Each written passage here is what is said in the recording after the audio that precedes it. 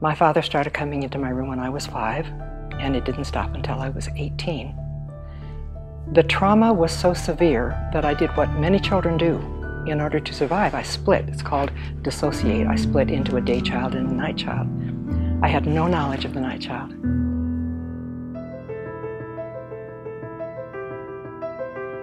As strong and enduring as the Rocky Mountains they stood beside, as visionary as the views of the Grand Plains they looked across, the women inducted into the Colorado Women's Hall of Fame are trailblazers whose work has improved and enriched our lives. They are teachers, scientists, ranchers, leaders in business, education, religion, and the arts. Women who have been recognized for their many contributions to our state, our country, and the world.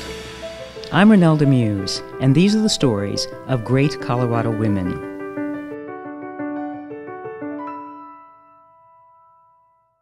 My life really started when I was 15, and that's when I met Larry Atler. I was a sophomore at East, and I was chosen to be student council representative. And I was so shy, and I went to the back and sat down, and I looked at Larry Atler, who was a senior and the head of student council. Do I believe in love at first sight at age 15? I do, because it happened to me. There he was. I was just transfixed by him. First of all, she was a knockout. She was a beautiful lady, but far more important, she was fun. She was game to do everything and anything, and she was positive about everything. She had a magnetic personality, and it took until about Christmas time when we were decorating the school for Christmas. When he said, would you like to go to the drugstore and buy some wire? Yes, I would. Yes, I would. And she switched from my Friday night date to my Saturday night date, and we went steady from then on. And so our love story began. From the day we met, I wanted to create an environment that fostered the most enjoyment and security she could ever have. And I still am dedicated to that. He went to college the following year, and we wrote every single day. Every day we wrote. Could not wait until he came home for summer. And when he came home for the summer, he came to the door and I said, I'm leaving. I'm going to Europe for this summer. He said, why are you going? Why are you leaving? I said, I'm going to Europe. So the next year we wrote every single day, and he came home for the summer, came to my door, and I said, I'm going to summer school in Wisconsin, at the University of Wisconsin in Madison. Why are you going? I thought she was nuts. One day she was in love with me, and the next day she was gone. That was very difficult. I was a sophomore at the University of Colorado. The only reason you could leave a meeting is if you had a long-distance phone call. And Larry was calling me he was at Washington and Lee. So I got to leave the meeting. So I'm talking to Larry on the phone, and I hang up, and when I hang up and go out, the meeting's over. And 60 girls are going out for coffee dates. And 2 of the last girls out said, you're our nomination for Miss University of Colorado. And I said, no, I'm not. I don't want to do that. And they said, well, we have to have the nomination in the morning, the meeting's over, and you're our nomination. So I won Miss University of Colorado in late April. I was Miss Colorado in July, and I was Miss America in September. It was in the middle of the on and off again, and we were kind of on the on, and I was watching the Miss America pageant, which at that time was the biggest show on television. And they were at the last 10 candidates. As you know, they put a little ribbon on the bottom and it said, Miss Colorado wins, 20-year-old Marilyn Van Derbur. Marilyn Van Derbur was just crowned Miss America. I didn't drink alcohol, but I left my house and drank a little alcohol that night because I knew that was the end of our relationship.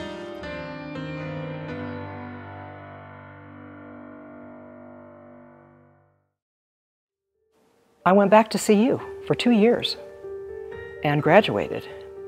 And then I didn't know who I was. Do I belong in Denver? I was the AT&T television spokeswoman.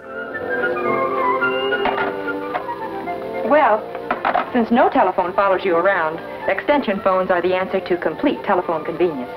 I had a very exciting television life. I did Candid Camera and To Tell the Truth, and I was the hostess of the Cotton Bowl Parade and the Thanksgiving Parade and the Miss America pageant. It was all exciting, but the biggest night of my professional life, I was asked to be the hostess of the Bell Telephone Hour. They had 4 shows a year. They brought in the finest music from around the world. And speaking for the Telephone Hour, here is Marilyn Van Derbur. Tonight, we celebrate 21 years of the telephone hour, at the beginning on radio and now on television.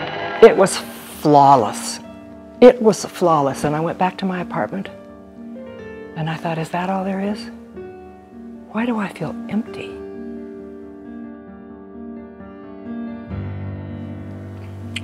The same year, I met my youth minister, Dee Dee Harvey, when I was 15. I met both of them. And I was very involved with Dee Dee. I would bring people, teenagers to him who needed to be helped and healed. I was always bringing people to him. And he was watching me. And there were some things that I did that didn't make sense, like going away every summer. Why is she leaving every summer when she's in love with Larry? When I married someone other than Larry, and divorced 3 months later, he said, okay, now I know, this was 9 years, now I know she's trying to destroy herself. I married into an abusive marriage. Of course I did, because that's what I felt I was worthy of. But I didn't understand that. I didn't know what was driving my life because I didn't have any memories. I was 24. I flew to Hollywood to do some television work. And I called Dee Dee. He had a church in Santa Monica. And I said, I just called to say hi. I don't have time to see you. And he said, where are you? I said, I'm at the Beverly Hills Hotel. And he said, stay there. And he came in and sat down. And he told me later, he said, I'd been down every road with you. There was just one thing left. And I don't remember what he asked me. Did your father come into your room at night? I don't remember. The memories just came surging up. And I sobbed to exhaustion, and then I looked up and I said, don't tell anyone. And he said, who don't you want me to tell? And I said, Larry. He said, then he's the only one we have to tell. I had guests over for dinner, and when the telephone rang, I went and answered it, and it was Lynn. I called Marilyn Lynn, and it was Lynn, and she said, if you've ever loved me, please come out and see me in California. And I said, no, thank you, I'm done with you. You're out of my life, and I'm in love with someone else. And I hung up the phone, and I just sobbed. I sobbed because he wasn't coming, and I sobbed because I was so happy that he wasn't coming, because how could I possibly tell him? He would have to go back to when I was 15, 16, 17, 18. I was a perfect teenager, kissing me goodnight at the door, and then he would have to go back and see me going down the hall to my father. How could I tell him that? Hung up the phone. Dee Dee said, give me the number, and I said, no. He said, give me the number. Dee Dee Harvey called me immediately thereafter and said, if you've ever loved her,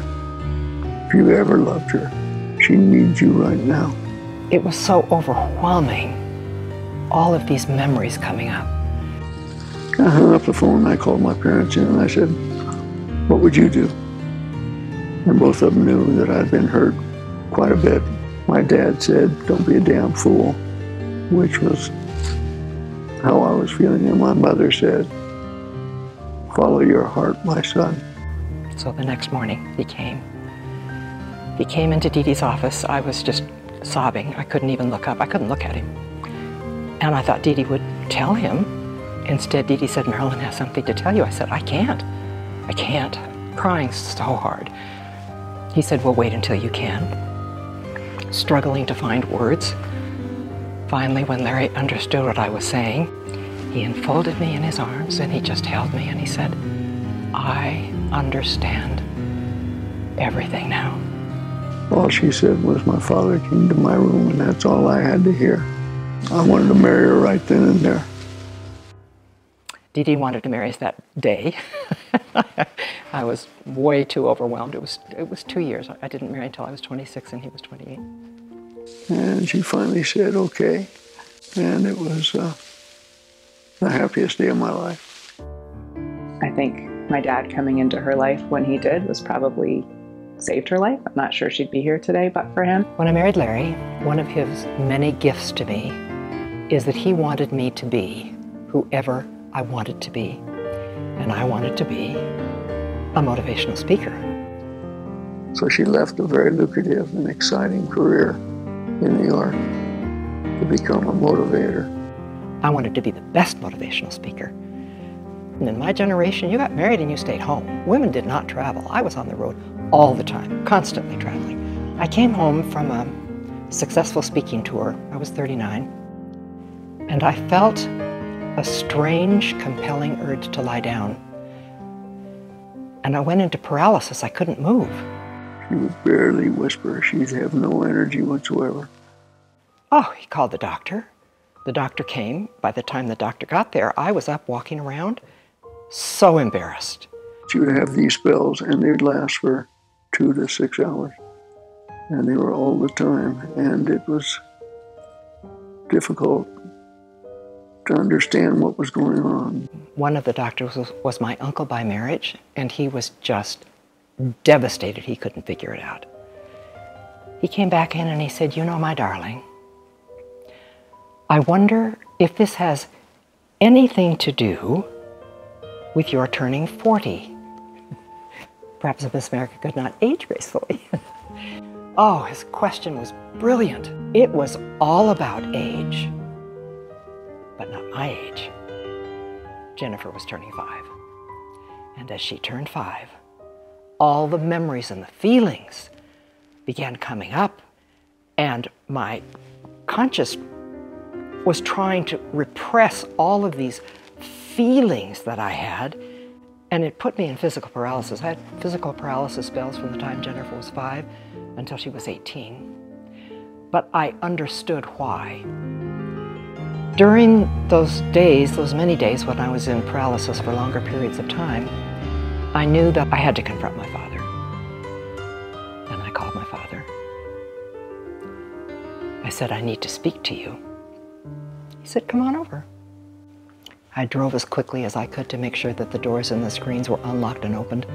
Of all the feelings I had about my father, terror was 1 through 10. He came in and sat down on the far side of the breakfast room table, which had always been his seat. And after he was seated, I said, this is the most difficult thing I've ever done. And he said, I'll be back in a minute. And he went up the winding staircase 2 by 2. I waited for a phone call to be made or a toilet to be flushed, but he came back immediately. And I knew he had a gun. After our conversation, I rose to leave. And he pulled out the gun. He said, if you had come in any other way, I would have killed myself. Oh, the message was very clear. If you are even thinking about exposing me, take a good look at the consequences. We only spoke of it once. He said, if I had known what it would do to you, I never would have done it. For 16 years, I clung to a thin shred of hope that maybe, if he had known, he wouldn't have done it. But when I was 56, I received a letter from a woman in Denver who told me that my father had sexually violated her about 20 times when he was 75. He died of a heart attack at age 76. My father knew exactly what he was doing, and he continued to do it until he died. I went into paralysis when I was 39, but I was still able to function. I could still give speeches, but the panic attacks and the anxiety became overwhelming. And as Jennifer started puberty, I was scheduled to speak before 600 insurance men from North America and Canada. And this time, as I went up on the stage, inside I was screaming, I can't do this. I can't do this. And I held onto the podium with both hands, and my voice inside is saying, I can't do it. And another voice is saying, you've done it 1,000 times. And I made it through the talk. I did a good one. I got a standing ovation. I made my way to a phone. I couldn't call Larry because he would have rented the Concorde. I was in Dallas or Houston. I called Dee Dee, and I said, I'm not sure I can get home. Could you meet my flight? But don't say anything to me. Don't talk to me. Could you meet my flight? I'm having a really hard time. When I got home, it's the only time in knowing Larry since I was 15, and I'm going to be 80, that he has ever told me what to do. And he said, you're done. And I said, I'm done. All of those feelings that I had of humiliation and degradation and anger and pleasure, that was the hardest one. All of those feelings, I just stuffed them somewhere. The problem is, when you bury feelings alive, they just sit there until something triggers them. And then they come up like it's happening in real time. I didn't remember my father coming into my room night after night after night after night. He was coming in, and I was feeling all of those feelings. What I needed most of all was to find just one woman who had survived the reliving of the memories and the feelings. If I could find just one woman, I'd know it was possible. I never found her.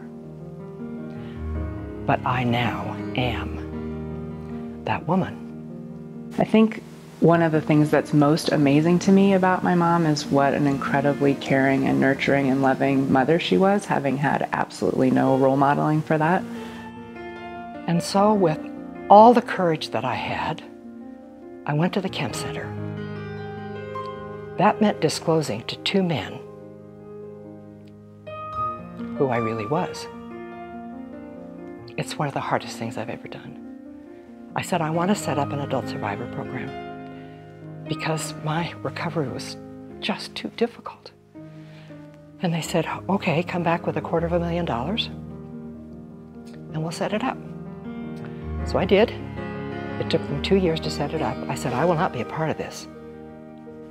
I'll help in every way, but no one can ever, ever know it's me. No one, ever. Agreed. It took 2 years.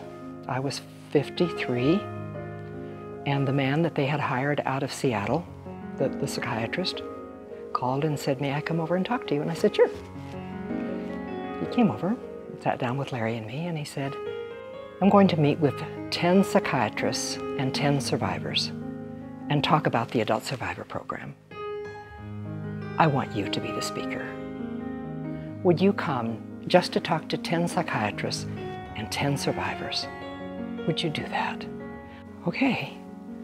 So the day I'm to speak, May 8th, 1991, I get a phone call. We think a reporter is coming. You think a reporter is coming? We're not sure, but you think? My whole world is about ready to collapse. But it's like I couldn't think about that because I was going to stand up and say, I had never said the word incest in my life. I was 53. I had to stand up in front of 30 people and say, I'm an incest survivor. It was just overwhelming to me. The next morning, it's on the front page of the Denver Post. I didn't know what to do. The phone rang, and a woman said, you will need to have a press conference. I said, a press conference? Never. She said, they will call your mother and your 3 sisters. I said, what time is the press conference? Larry and Jennifer and I went. There were about 30 cameras there. The next morning, it was on the front page of the Rocky Mountain News and the Denver Post, and they were calling my sisters. I said to Larry and Jennifer, I have to get out of here. So we pulled on some sweats, And we went to the high school track. We jogged around the track. We'd done that so many times. The woman with her 2 dogs came. We always said hello. This time she stopped me.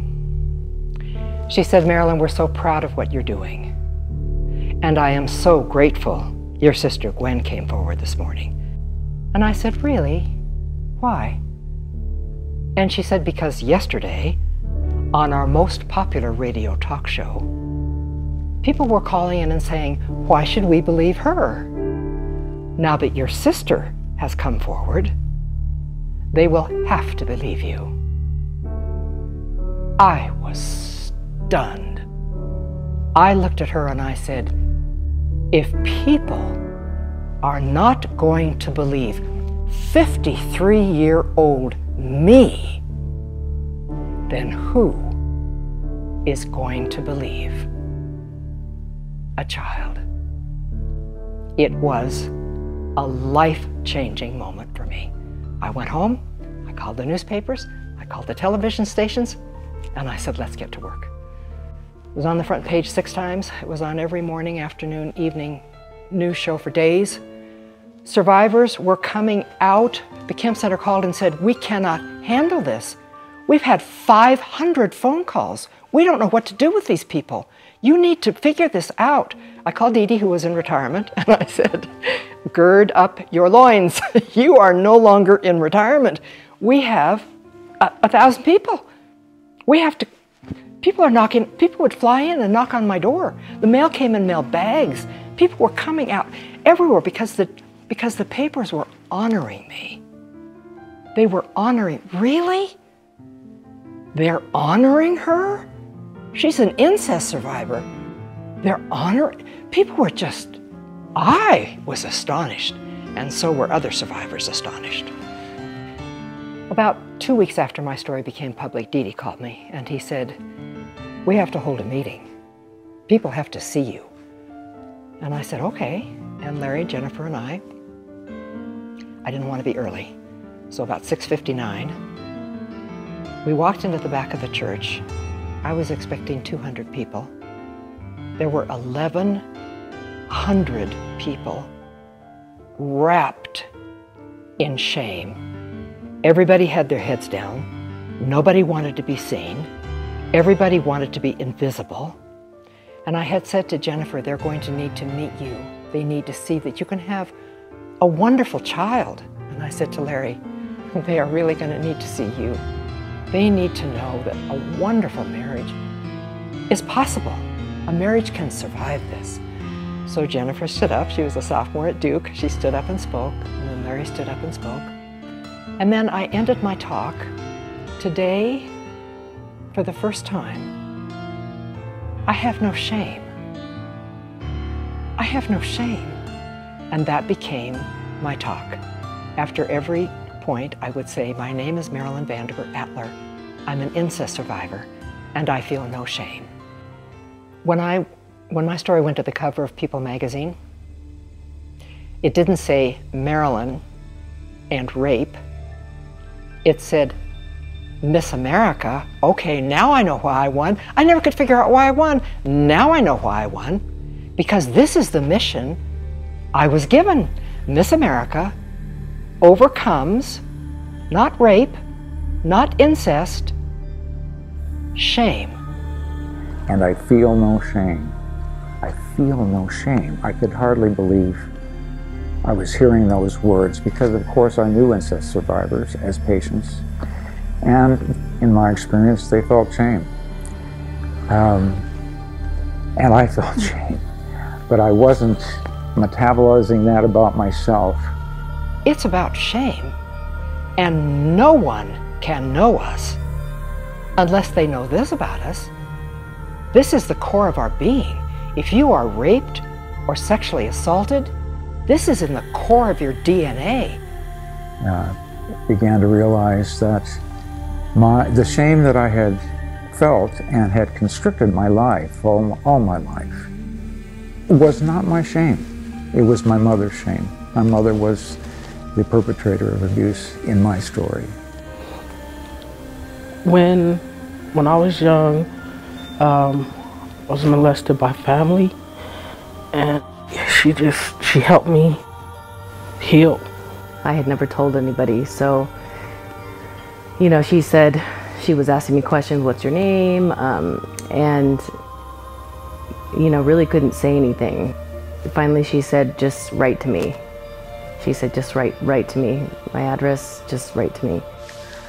She spends anywhere from 5 to 7 hours a day talking to survivors, judges, doctors, therapists, advising them on the recovery process. As soon as I stood up with survivors, I felt an instant feeling of freedom, like a weight had been lifted. There are no words to really explain the impact that she has had on my life, and I know thousands and thousands and thousands of other people's lives. The most terrible times in my life, Marilyn was there for me. I'm crazy nuts about her, and I have been all this time. She is. Today I will have 4 or 5 hours before I go to sleep with her, and I look forward to that. Don't I have the best life? Don't I have the best life? Haven't I had the most interesting life? Truly. I've been on the highest mountain, and I've been to the bottom of the well. And because I've been to the bottom of the well, and survivors know that, they come to me because they know I have, and if I hadn't been there, they wouldn't come to me. So it's a life of privilege. I love it.